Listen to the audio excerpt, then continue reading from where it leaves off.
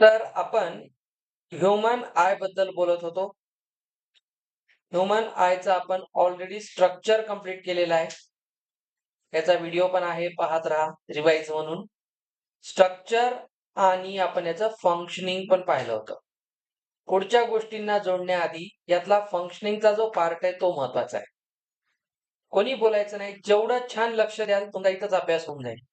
अभ्यासाचा सगळ्यात उत्तम जो प्लेस असतो, सत्य आहे, जे उत्तम प्लेस असतं अभ्यासाचं, ते जिथे तुम्ही शिकतात तेच प्लेस असतं.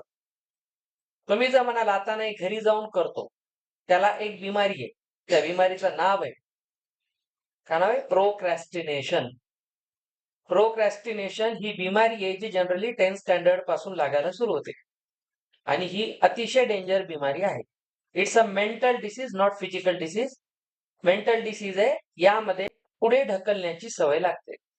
सकाळी 5 वाजता उठण्यासाठी अलार्म लावतो. 5 वाजता वाजला की म्हणतो जाऊ दे 10 मिनिटांनी उठू. त्याला बंद करून आपण पुन्हा झोपतो. मग आपण काय विचार करतो, जाऊ दे आता आज नाही उद्यापासून उठूया. हे उद्या उद्या उद्या जे असतं ना, ते आज नगद कल उधार सारखं असतं, ते कधीच येत नाही. त्याच्यामुळे ही एक बिमारी आहे प्रोक्रॅस्टिनेशन. जेई मेन्स किंवा नीटची तयारी करणाऱ्या 100% स्टुडंट पैकी जे ह्याच्यामध्ये अनसक्सेसफुल असतात, त्यांच्यातल्या 90% स्टुडंटच्या फेल्युअरचं रिझन प्रोक्रॅस्टिनेशन आहे. तर ही सध्याच्या जनरेशन मधली एक मोठी बिमारी आहे. तर ती टाळायची असेल तर जिथे आपण शिकत आहोत, जे शिकत आहोत तिथेच लक्ष देऊन कंप्लीट करणे. टीचर जर एखादी गोष्ट डीप मध्ये सांगत असतील, त्याचं कारण असतं की तो अभ्यास तुमचा तिथंच झाला पाहिजे. नाहीतर हे आम्ही शॅलो शॅलो प्रोसेस मध्ये शिकवलं तर काहीच होणार नाही. म्हणून थोडंसं लक्ष द्या. Structure, functioning, it's part of biology. स्ट्रक्चरचा पार्ट सगळा बायोलॉजी आहे. ठीक आहे. बायोलॉजी म्हणजे no any kind of logic. जे सांगितलं त्याला हो म्हणायचं आणि पुढे चालायचं. हार्ट मध्ये असे व्हेंट्रिकल्स असतात, ते असं काम करतात, तसंच का करतात म्हणायचं नाही. त्याचा आन्सर फक्त ज्याने आपल्याला बनवले त्या नेचरलाच माहिती.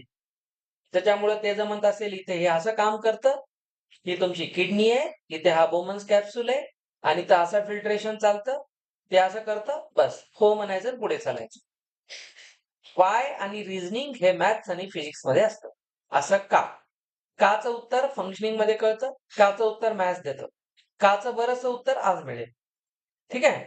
तर लक्षात घ्या, ह्युमन आय आणि त्याचं जे काय आपण फंक्शनिंग पाहत होतो, त्यामध्ये आपण एक कॉन्सेप्ट शिकला होता, ज्याचं नाव होतं पॉवर ऑफ अकोमोडेशन. ठीक आहे. तर आपण जी कॉन्सेप्ट शिकली होती, पॉवर ऑफ अकोमोडेशन, काय होती ही गोष्ट? आपला जो ह्युमन आय असतो त्याची एक लिमिट असते. Human I can see two kinds of images of any object. One, the objects which are near. ठीक आहे. नियर म्हणजे काय? Within the range of eye sight. जी आपली डोळ्याची दृष्टी आहे त्याच्या रेंज मध्ये जी वस्तू येते ती आपण नियर रेंज किंवा नियर फील्ड ऑब्जेक्ट म्हणूया. त्याच्यासाठी आपण 25 सेंटीमीटर हा थ्रेशोल्ड घेतलेला आहे. 25 किंवा त्याच्या आत, आता जास्त पण आत नाही जमणार. ठीक आहे. जसं तुम्ही कमी कमी डिस्टन्सवर ऑब्जेक्टला आणाल तस तसा तो लेन्सच्या पोल जवळ किंवा सेंटर जवळ जात असतो. आणि जसा तो पुढे जातो, फोकल लेंथ आणि सेंटर ऑफ कर्वेचर यांच्या जर मध्ये तो सेंटर ऑफ कर्वेचर नाही, पोल ऑप्टिकल सेंटर याच्या जर मध्ये आला तर इमेज व्हर्च्युअल बनते. हे आपण मागे पाहिलेलं आहे. त्याच्यामुळे ही एक रेंज आहे जी नॉर्मल व्यक्तीसाठी आहे. आणि आपण पाहिलं होतं this is for healthy person. Normal person म्हणजे healthy person. It's not true for everyone. पण आपण त्याला म्हणतो नियर रेंज. लक्ष देत चला, इथेच अभ्यास होईल. तुमचं काम आहे लक्ष देणं. आता मी तुमच्याकडे लक्ष नाही देणार. ह्याच्यानंतर एक असतो फार पॉइंट. त्याला आपण इन्फिनिटी मानलेलं आहे. Infinity may be any distance. ठीक आहे. जिथपर्यंत आपण वस्तूला क्लिअरली पाहू शकतो. ह्याच्यासाठी आपण या दोन्हीला काय म्हणतो आपण? Distinctly vision of eye site किंवा आय. कोणत्याही ऑब्जेक्टला डिस्टिंक्टली ओळखायचे. म्हणजे मी जर दोन वस्तू अशा समोर धरल्या तर डिस्टिंक्टली सांगता आलं पाहिजे हा मोबाईल आहे, हा रिमोट आहे. तर असं होऊ नये की दोन्ही मिक्स झाले आणि काहीतरी तिसराच ऑब्जेक्ट दिसायला. तर that is a part of defect. डिस्टिंक्टचा अर्थच असतो, मॅथमॅटिकल वर्ड आहे. डिस्टिंक्ट म्हणजे सेपरेट, डिफरंट, युनिक, वेगवेगळे. एखादी वस्तू ज्यावेळेस आपण पाहतो, 2, 3, 4 वस्तू असतील, त्याला आपण एका रेंजमध्ये जर पाहत असू आणि पाहिल्याबरोबर जर तुम्हाला त्यांना वेगवेगळ्या प्रकारे सांगता येत असेल, if you are able to काय म्हणू त्यांना आपण, differentiate them distinctly, then we can say our eye sight is normal. ठीक आहे. तर याच्यासाठी आपल्याकडे हे होतं, आपण म्हणलेलं आहे फार पॉइंट जो असतो तो इन्फिनिटी असतो. आपण किती लांबची वस्तू पाहू शकू त्याचं कोणतं असं फिक्स मेजर नाहीये. किती जवळची पाहू शकतो याच्यासाठी फिक्स आहे 25. म्हणून आपण ह्याला नाव दिलं होतं least distance of distinct vision, LDTV. मागे पण मी हे तुम्हाला डिटेलमध्ये सांगितलेलं आहे. हे डिस्टन्स फिक्स आहे. आता ही जी स्टोरी आहे ही कशी आहे? When all is well, all is well, तेव्हासाठी ही स्टोरी आहे.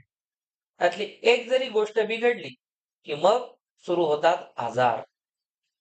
आजचा आपला जो बेसिक डिस्कशन पॉइंट असणार आहे तो म्हणजे different defects related with I. इथेच नीट समजून घ्या. नाव इट्स व्हेरी फ्यू बायोलॉजी, पण इथे खूप जास्त तुम्हाला फिजिक्स आहे आणि याला नीट समजून घ्यायचं आहे. आपण ज्या रे डायग्राम्स काढत होतो, ह्युमन आय मध्ये आपण एक पार्ट पाहिला होता ज्याचं नाव retina. Retina is the screen on which the image of the object is formed after interpreting by the brain. Brain आधी इंटरप्रेट करेल ना सर्वे. ब्रेनला इंटरप्रेट करण्यासाठी कुठे जातील इम्पल्सेस? नर्व सेल्स कडून जातील ब्रेनकडे. ब्रेन त्याला डिफरन्शिएट करेल, त्याची फ्रिक्वेन्सी पाहिजे, त्याची वेव्हलेंथ पाहिजे. एक लक्षात घ्या, light is a wave. Every wave has some basic characteristics, frequency, wavelength and so on. आणि एक टाइम पिरियड असतो, ऑसिलेशन होत असतं त्याचं. आणि हे ऑसिलेशन एक असतं साइन फंक्शन किंवा कोसाइन फंक्शन, जे आपण ट्रिग्नोमेट्री मध्ये पाहू. तर नियर पॉइंट आणि फार पॉइंट हे जर व्यवस्थित काम करत असतील तर आपण म्हणतो नॉर्मल आय आहे. पण आता इथून स्टार्ट होतं डिफेक्ट्स. तर आपला जो पुढचा मुद्दा आहे आणि तोच आता मेन आहे, धरून चला हा जो डिफेक्ट वाला पार्ट असतो, इट इज 4 to 5 marks.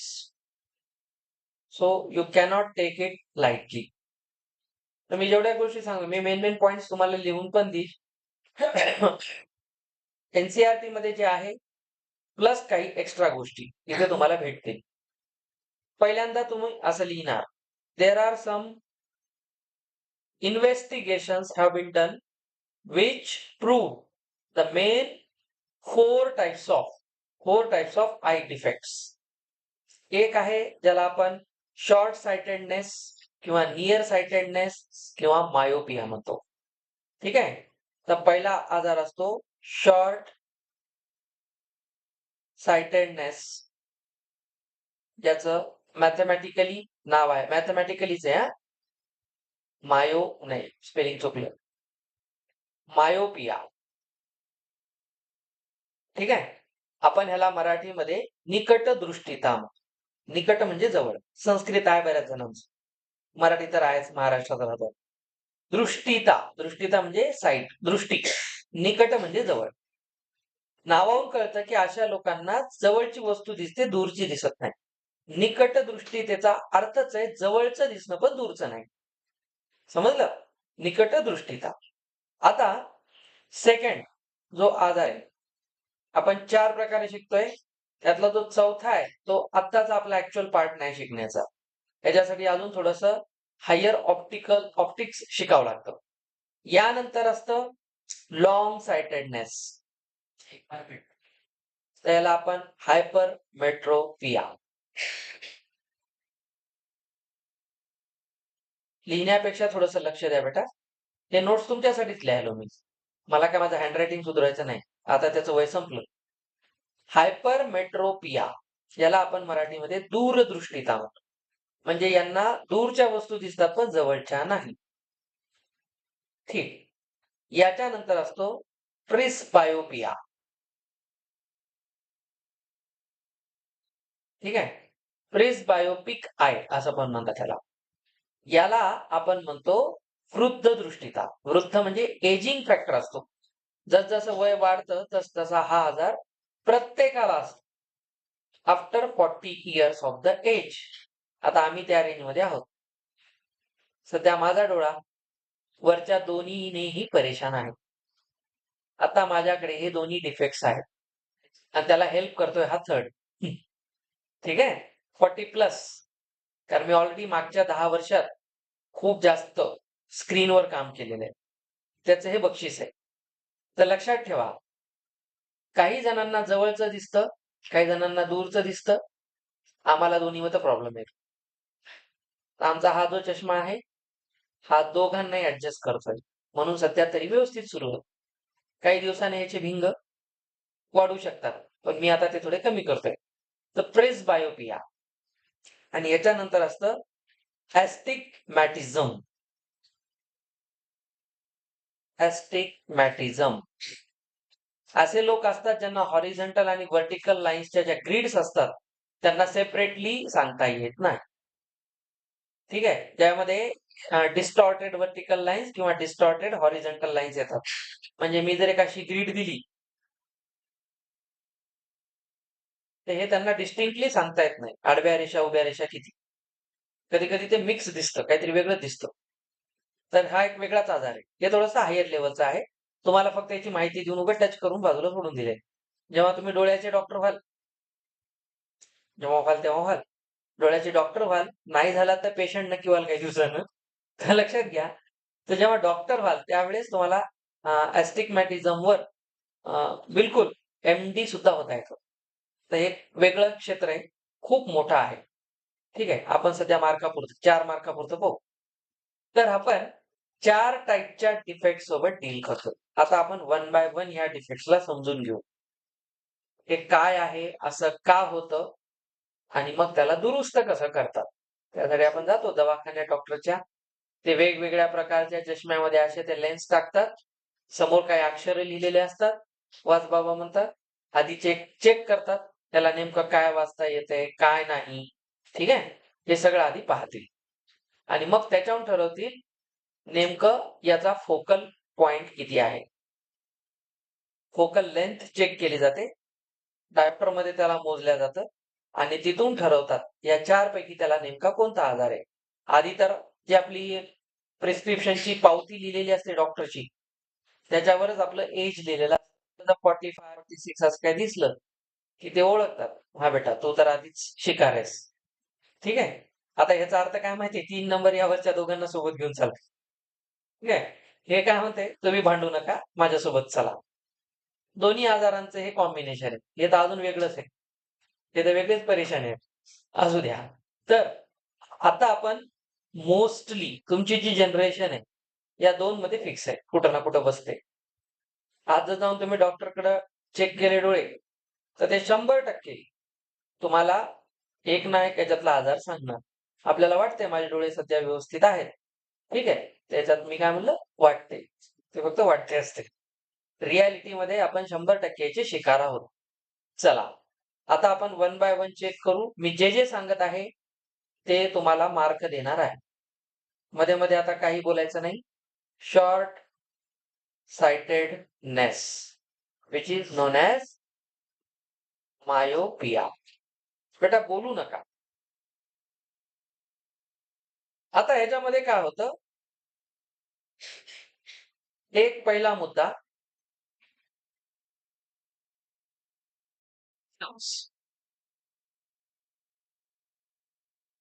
आता हा जो आजार आहे मायोपियाचा, एका सर्टन डिस्टन्सच्या नंतरच्या वस्तू दिसत नाही.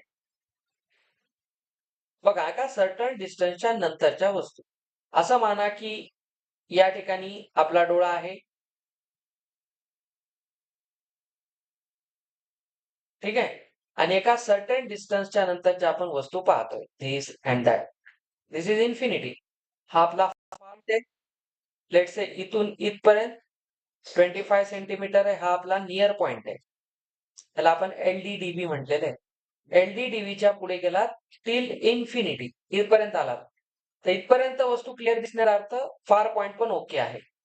When a person has normal eyesight, then he does not suffer within this range. त्याला काही अडचण येत नाही. बट काय होतं नावच आहे मायोपिया निकट दृष्टीचा. म्हणजे त्याला थोडं जवळचं दिसतं पण दूरचं दिसतं. निकट दृष्टीचा जवळचं दिसतं दूरचं नाही. म्हणजे एखादा ऑब्जेक्ट जर इथे असेल इन्फिनिटीवर तर नॉर्मल आय असलेल्या पर्सनला तो डिस्टिंक्टली दिसतो. पण जो मायोपिक आय असतो त्याचा हे डिस्टन्स अलीकडे येऊन इथं कुठेतरी थांबतं. म्हणजे काय झालेलं आहे वस्तूचं जे डिस्टन्स आहे ते इन्फिनिटीच्या अलीकडे येतं. हे मेन आहे. सिम्पटम लक्षात घ्या. इथं काय होतं I cannot see clearly beyond a certain distance. म्हणजे या डिस्टन्सच्या पलीकडचं दिसू शकत नाही. म्हणजे असं माना इथून इथपर्यंत एक्स डिस्टन्स जे आहे इथपर्यंत आपण काय म्हणतो कॅन सी क्लिअरली. इथून पुढे कॅनॉट सी क्लिअरली. म्हणून याचं नाव आहे मायोपिया. म्हणजे थोडं जवळचं दिसतं पण फार दूरचं नाही. म्हणून आता या फिगर वरून एक गोष्ट लक्षात ठेवायची. The person with myopic I can see objects which are nearer to him. It or that person cannot see the objects after a certain distance or beyond a certain distance. त्याच्या पलीकडे पाहू शकत नाही. याचा अर्थ काय असतो बघा. इथं आपण असं म्हणू इट मीन्स काय होतं हे तुम्हाला परीक्षेत लिहायचंय. इट मीन्स मी इथं लिहितो बघा द फार पॉइंट म्हणजे जो दूरचा बिंदू आहे. बघा ते म्हणतात ना जवळचा चष्मा दूरचा चष्मा तो आहे. जो फार पॉइंट असतो ऑफ द डिफेक्टिव्ह आय. आता ही स्टोरी चालू आहे पेशंट लोकांची ज्यांचा डिफेक्टिव्ह डोळा आहे त्यांचा जो फार पॉइंट आहे हॅज. आता हे तुम्हाला मेन परीक्षेत लिहायचंय शिफ्टेड. तो शिफ्ट झाला कुठून फ्रॉम इन्फिनिटी फायनाईट. म्हणजे हे डिस्टन्स सांगता येत नव्हतं आपल्याला. हे डिस्टन्स सांगता येत नाही. लेन्स साठी आपण बिलकुल लेन्सचा फॉर्म्युला लावणार 1/v minus 1/u is equal to 1/f. तर तिथं 1/u आहे तर u म्हणजे ऑब्जेक्ट. ऑब्जेक्टचा डिस्टन्स इन्फिनिटी आहे. जर डोळा दुरुस्त करायचा असेल तर इन्फिनिटी पर्यंत जावं लागेल. अँड 1/इन्फिनिटी 0. तर तिथून आपण या डिस्टन्सला कॅल्क्युलेट करतो. ऑब्जेक्ट दिसायला कुठं एक्स डिस्टन्स. ठीक आहे लांबचं नाही दिसतोय. गोष्टींकडे नीट समजून घेऊन लक्ष द्या. हे सिम्पटम्स आणि वगैरे कळले की पुढचं लवकर कळतं. तर काय होतंय हॅज शिफ्टेड फ्रॉम इन्फिनिटी. हे मुद्दाम लिहून देत आहे from infinity to a certain distance which is finite. हे मेन आहे फायनाईट. म्हणजे इन्फिनिटीच्या थोडं अलीकडे नावच आहे नियर साइटेडनेस जवळचं दिसतं. आता असं का होतं हे झाले सिम्पटम्स. ज्या लोकांना जवळचं दिसतं पण एका विशिष्ट नंतरचं दूरचं दिसत नाही. Let's that distance is x unit from the I. जेवढं दिसतं पण त्याच्या पलीकडचं दिसत नाही. या फिगरून कळलं याच्यात नेमका काय प्रॉब्लेम आहे हे महत्वाचं आहे. आणि हे त्याच्या मागचं बेसिक रिझन आहे की त्यांचा जो फार पॉइंट असतो तो शिफ्ट होतो कुठून इन्फिनिटी कडून फायनाईट डिस्टन्सवर. This is the reason. आता याचं असं होण्यामागचं काय नेमकं रिझन आहे बायोलॉजिकल रिझन काय आहे. त्याचं बायोलॉजिकल रिझन आहे का आपण पहिल्यांदा असं म्हणतो बघा होतं काय याच्यात इमेज ऑफ लक्षात घ्या इमेज ऑफ डिस्टंट ऑब्जेक्ट्स, एका पर्टिक्युलर डिस्टन्सवर असलेले जे ऑब्जेक्ट्स आहेत, इज फॉर्म. अवनी बेटा थोडं लक्ष दे. मी रेकॉर्ड त्यासाठीच करायला ना. तू नंतर रेकॉर्डिंग पाहता पाहता पण लिहू शकतीस वेळ काढून. In front of the retina. आता हा मेन मुद्दा आहे. मी जी फिगर आहे काढून दाखवेल, वन बाय वन गोष्टी समजून घ्या. पहिला मुद्दा, ज्या व्यक्तीला मायोपिया आहे, the person who is suffering from myopia has the defect seeing objects which are at infinite distance. Means that person can see only the objects which are at a certain finite distance. इथपर्यंतच पाहता येतो. याचा अर्थ असा आहे की त्याची जी image बनते, आपल्याला माहिती आहे ह्युमन आय मध्ये इमेज फॉर्म होण्याची प्लेस रेटिना आहे. तर रेटिनाच्या समोर आला, याचा अर्थ काय झालं, इथे कॉन्व्हर्ज लवकर झालं. इमेज केव्हा बनते, जेव्हा फोकस मिळतो. फोकस भेटण्याचा अर्थ आहे की जी आय लेन्स आहे त्याच्यातून जेव्हा लाईट काय होईल, रिफ्रॅक्ट होईल, तेव्हा ती त्या प्रिन्सिपल ऍक्सिस वर रिफ्रॅक्टेड रेज जिथं एकमेकांना इंटरसेक्ट करतील तिथे ऑब्जेक्ट आपल्याला इमेज दाखवतो. आता हे इंटरसेक्शन ऍक्च्युली कुठं होणं एक्सपेक्टेड आहे, रेटिनावर, पण ते अलीकडच होतं. अलीकडे होण्यामागचं रिझन आहे की जो आपला आय लेन्स असतो, ज्याला आपण क्रिस्टलाइन लेन्स म्हटलं होतं, तो असा फुगतो. एलॉंगेट होतो, तो फुगतो. आणि आपला जो आय बॉल आहे तो जर एवढा असेल तर तो थोडासा अलीकडे येतो, असा अलीकडे येतो. म्हणजे जो आपला बेसिक नॉर्मल आय बॉल जर असा असेल, दिस इज नॉर्मल आय बॉल. बघा मी काय सांगा, थोडं लक्ष द्या. हा जो नॉर्मल आय बॉल आहे, हा इथपर्यंत अलीकडे येतो. म्हणजे आय बॉल बघा इकडे कॉन्ट्रॅक्ट झाला, म्हणजे तो असा झाला. असं म्हणजे बघा तो थोडासा, आता जो आपला डोळा असा दिसायला पाहिजे तो या व्हाईट लाईन पर्यंत इकडे आलेला आहे, डॉटेड लाईन पर्यंत. आता याच्यात होतं काय बघा, इथपर्यंत कळलं सगळ्यांना.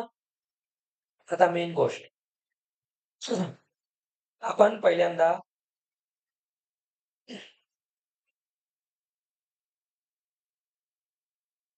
चला ओके, आता एक काम करा, याच्यामध्ये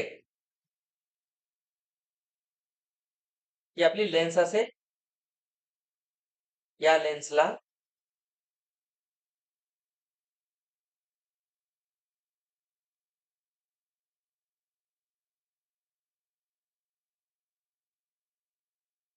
ही इथं लेन्स आहे.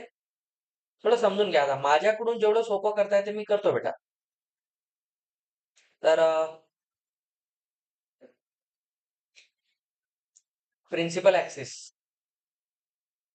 दिस इज पॉइंट ऍट रेटिना. इथं व्हायला पाहिजे दिस इज रेटिना. ठीक आहे, ते काम आता मराठी शब्दाप्रमाणेच आहे. इमेजला रेटू घेऊन जायचं, रेटिना कुठपर्यंत न्यायचंय तिथपर्यंत त्याला रेटच न्यायचंय. आता काय होतं, नीट बघा, जे इन्सिडेंट रेज येतात, एका ऑब्जेक्ट कडून रे इथं आला, आता ह्याचं एक्सपेक्टेड इथे असायला पाहिजे, एक्सपेक्टेड आहे, खूप छान. एक इथून आला, त्याचं एक्सपेक्टेड हे आहे. दिस इज फॉर नॉर्मल आय. कळलं. आता ही स्टोरी काय होते,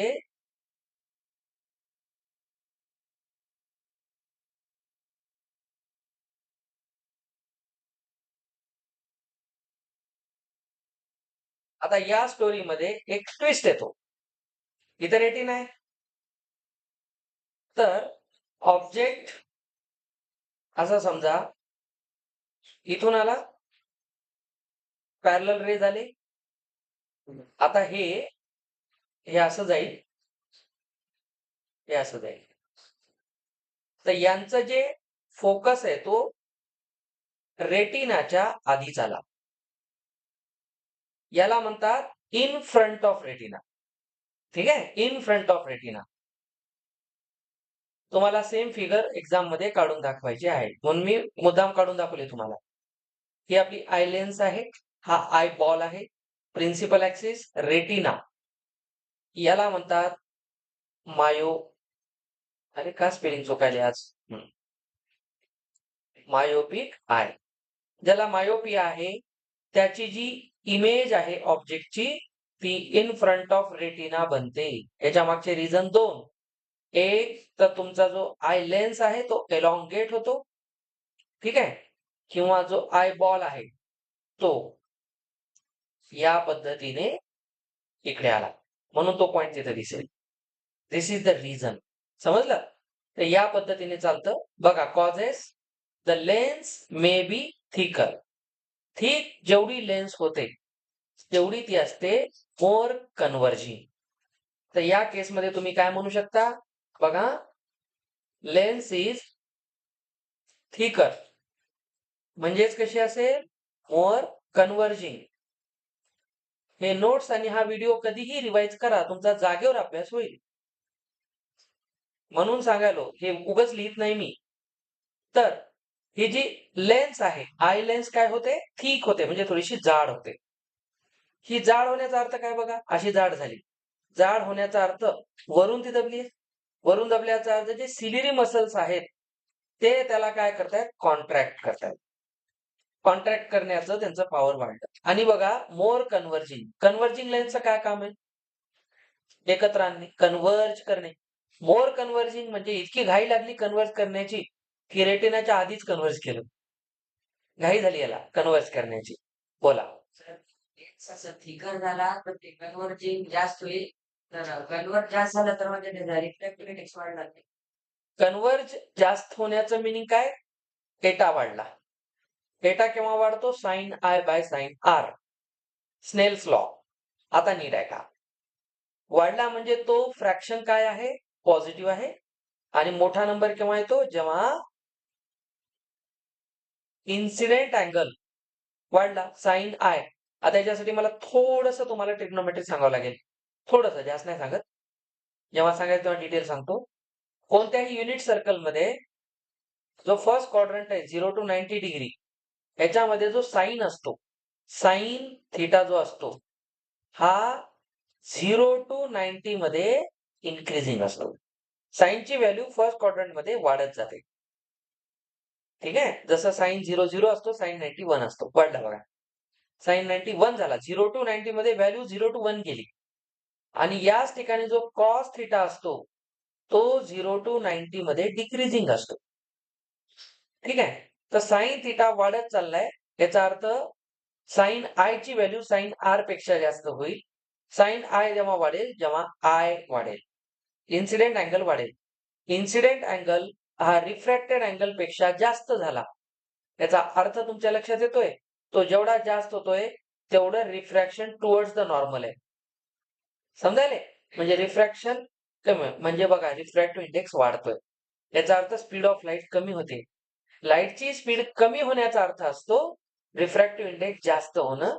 रिफ्रॅक्टिव्ह इंडेक्स जास्त होण्याचा अर्थ असतो कन्व्हर्जन्स लवकर होणं.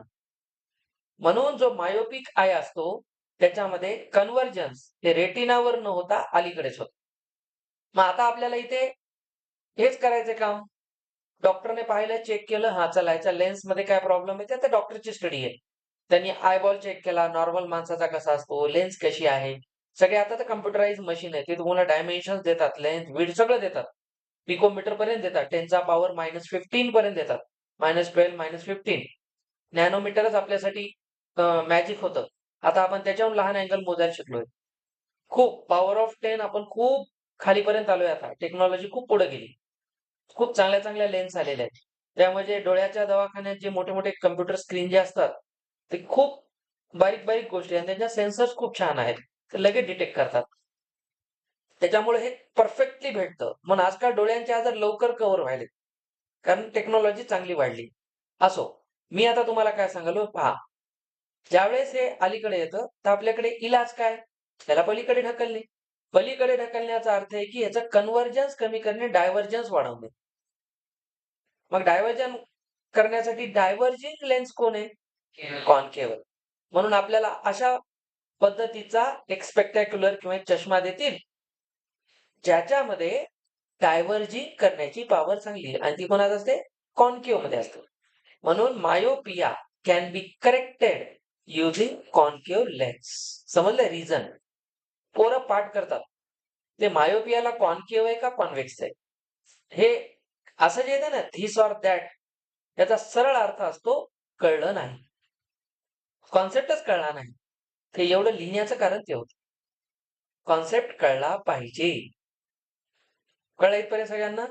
तर लेन्स होते थिकर किंवा ह्याच्यात दुसरं कारण काय देता येईल, जो आयबॉल आहे तो होतो एलॉंगेटेड. ठीक आहे. आता आपल्याला याला काय करायचंय? करेक्शन.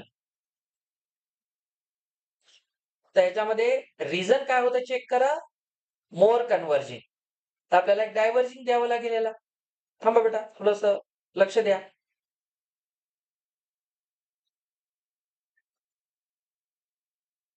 डायव्हर्जिंग करावं लागेल आता आपल्याला याला. तर एक काम करू आपण.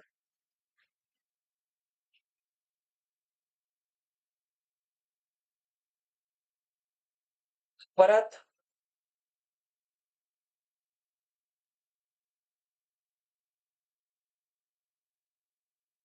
आता पहा, या ठिकाणी आपण काय करतो, एक करेक्शन करण्यासाठी कॉन्केव्ह लेन्स घेतो. थोडस लक्ष द्या, मध्ये मध्ये बोलू नका. एक कॉन्केव्ह लेन्स घेऊया.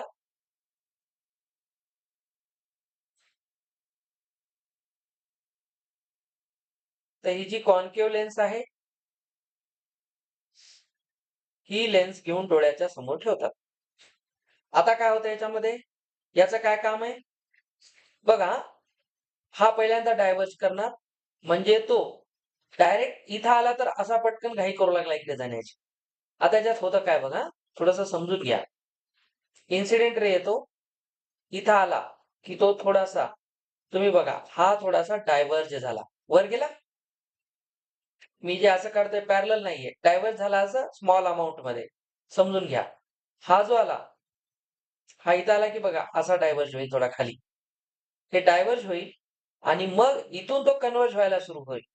आता बघा, हा डायरेक्ट वर सेकंड केस मध्ये डायरेक्ट कुठं आला होता? नाही, डायरेक्ट तो आय लेन्स वर आला होता. आपण त्याला करेक्शन साठी काही ठेवलं नव्हतं. आता तो काय करेल, मग त्याला घाई झाली होती कन्व्हर्ज करण्याची. तर हा काय करतो, आधी त्याला दूरच्या रस्त्याने घेऊन चाललाय. रस्त्याचे काम चालू आहे, वळण रस्ता वापरा. त्यानं समोर एक काय केलं, डायव्हर्जिंग लेन्स ठेवली. त्याने त्याला सरळ यू देण्याच्या ऐवजी थोडं लांबून जाय म्हणलं. तर लांबून जाताना त्याला लांब पडल्यामुळे तो इथं मित्राला भेटण्याच्या ऐवजी इथे भेटला. ही त्याची स्टोरी आहे आणि हे चालेल इथं. आता हे झालं करेक्शन. तर वापस इमेज कुठं तयार झाली, ऑन रेटिंग. समजे स्टोरी क्या होती है. त्याच्या मागचे आता रिझन आले, सिम्पटम्स आले आणि करेक्शन पण आलं. तर हेच विचारलं जातं. लक्षात घ्या, हे विचारलं जातं. आता टेक्निकली सगळं समजलं. म्हणजे हे झालं थिअरॉटिकली. त्याचे न्यूमेरिकल्स असतात. करू आपण, त्याची काळजी करू नका. आता बोर्ड तुम्हाला न्यूमेरिकल नक्की विचारू शकते. कशात? त्याच्यात नसते, बोर्ड विचारतं. आपल्या नोट्स मध्ये त्याचा फॉर्म्युला पण टाकलेला आहे. मी तुम्हाला दुसरे देईल, त्याच्यामध्ये आहे. देईल तुम्हाला 1-2 दिवसात. हा इकडे लक्ष द्या, बुकलेट मध्ये असतील. ही स्टोरी पूर्ण कळली. तर करेक्शन साठी आपण काय करतो, एक कॉन्केव्ह लेन्स वापरतो. बेटा मला मध्ये मध्ये जास्त बोलायला आवडत नाही. आता काय करा, याच्यासाठी एक फॉर्म्युला पण आपण घेऊ शकतो. 1/v - 1/u is 1/f. आपल्याला इमेज कुठं भेटली होती? एक्स वर भेटली होती, आठवा. एक्स वर. आणि आपल्याला माहिती आहे, इमेज रिअल इमेज असेल तर ती निगेटिव्ह असते. तर इथे तुम्ही एक्स ला कशाने रिप्लेस करा, मला कुठे इमेज पाहिजे एवढं तर डोक्यात धरा. इमेज मला अशा पद्धतीने पाहिजे की ऑब्जेक्ट इन्फिनिटीवर असेल. हे तर डोक्यात यायलंय. तर इन्फिनिटीवर म्हणजे यू ला काय ठेवा, इन्फिनिटी. तर ह्याच्यावरून मी काय काढू शकतो, फोकल लेंथ. 1/∞ 0. आता ऐका, मी जे सांगायलो this is not mathematics only. Physics मध्ये तुम्हाला त्याचं सिग्निफिकन्स सांगता आलं पाहिजे. त्याचं मिनिंग काय? तर माझा उद्देश आहे, ऑब्जेक्ट कुठं असेल? इन्फिनिटीवर. तर त्याची इमेज मला कुठं पाहिजे? एक्स डिस्टन्सवर. ही एक्स कोण आहे? रेटिना आहे. डोळ्यासाठी एक्सपेक्टेड डिस्टन्स हे आहे ना, तर ते किती असेल? एक्स. निगेटिव्ह का घेतलं? For real image. निगेटिव्हचे दोन अर्थ आहेत. एक तर इमेज रिअल आहे, दुसरी गोष्ट 1/इन्फिनिटी घेतलं तर कंडिशन लागली. 1/-x दिस बिकम 0. -0 1/f. तर बघा 1/f बनतो 1/-x. म्हणजे फोकस कुठे यायला पाहिजे? रेटिनावर. आला का? फोकस आला रेटिनावर. This is formula. जी फोकल लेंथ आहे ती काय करणार? डॉक्टर काय चेक करतं? याच्या डोळ्याचा रेटिना किती डिस्टन्सवर आहे, ते डिस्टन्स पाहतं. आणि मग कम्प्युटरच्या सॉफ्टवेअरनं काय सांगितलं? ज्याचं कन्व्हर्जन अलीकडे होत आहे, तर हा फरक काढतो या डिस्टन्स मधला. तो फॉर्म्युला तुम्हाला डिफरन्स काढून देतो की याचं कन्व्हर्जिंग पॉवर 1/f सगळ्याला आठवत असेल. तर इथे किती पॉवर आहे आणि किती एक्सपेक्टेड आहे यांच्यातला डिफरन्स काढतात. पॉवरचा डिफरन्स काढून पॉवर ऑफ अकोमोडेशनचा डिस्टन्स काढतात आणि त्या डिस्टन्स वरून एक गॉगल बनवतात, तो चष्मा बनवतात. आणि तो चष्मा फोकल लेंथ कितीवर ठेवतो? एक्स वर. इथे एक वाक्य लिहितोय जे निगेटिव्ह साईन आहे, समजून घ्या. Negative sign indicates no. Negative sign indicates concave lens. लक्षात ठेवा. एक्स डिस्टन्स निगेटिव्हचा अर्थ आहे तुम्ही कॉन्केव्ह लेन्स वापरलेली आहे, हे त्याचं मिनिंग आहे. फक्त फॉर्म्युल्याकडे जाऊ नका, हे त्याचं कॅल्क्युलेशन आहे. समजलं? आता याच्या बाबतीत सगळ्या कॉन्सेप्ट संपल्या, जे जे आपण पाहत होतो मायोपियामध्ये. चला, मायोपियात काय काय पाहिलं मग आपण? हा बा